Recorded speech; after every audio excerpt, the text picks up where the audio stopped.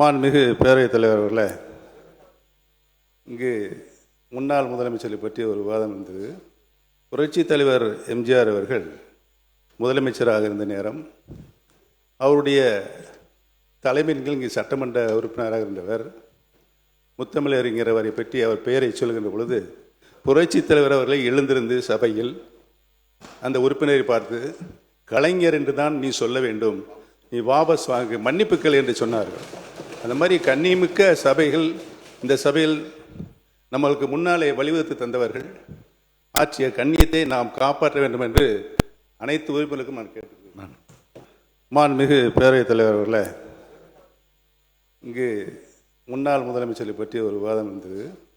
புரட்சி தலைவர் எம்ஜிஆர் அவர்கள் முதலமைச்சராக இருந்த நேரம் அவருடைய தலைமையின் இங்கு சட்டமன்ற உறுப்பினராக இருந்தவர் முத்தமிழறிஞர் அவரை பற்றி அவர் பெயரை சொல்கின்ற பொழுது புரட்சி தலைவர் அவர்களை எழுந்திருந்து சபையில் அந்த உறுப்பினரை பார்த்து கலைஞர் என்று தான் நீ சொல்ல வேண்டும், நீ வாபஸ் வாங்கு, மன்னிப்புக்கள் என்று சொன்னார்கள்.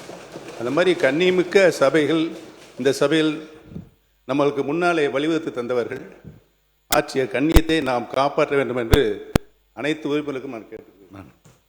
மாண்புமிகு பேரவைத் தலைவர் அவர்களே, இங்கு முன்னாள் முதலமைச்சரை பற்றி ஒரு விவாதம் இருந்தது.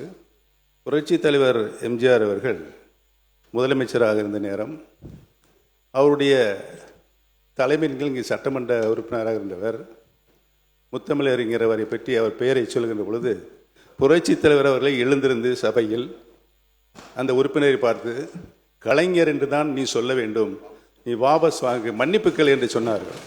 அந்த மாதிரி கண்ணியமிக்க சபைகள் இந்த சபையில் நம்மளுக்கு முன்னாலே வழிவகுத்து தந்தவர்கள் ஆட்சிய கண்ணியத்தை நாம் காப்பாற்ற வேண்டும் என்று அனைத்து உறுப்பினருக்கும் நான் கேட்டுக்கிறேன்.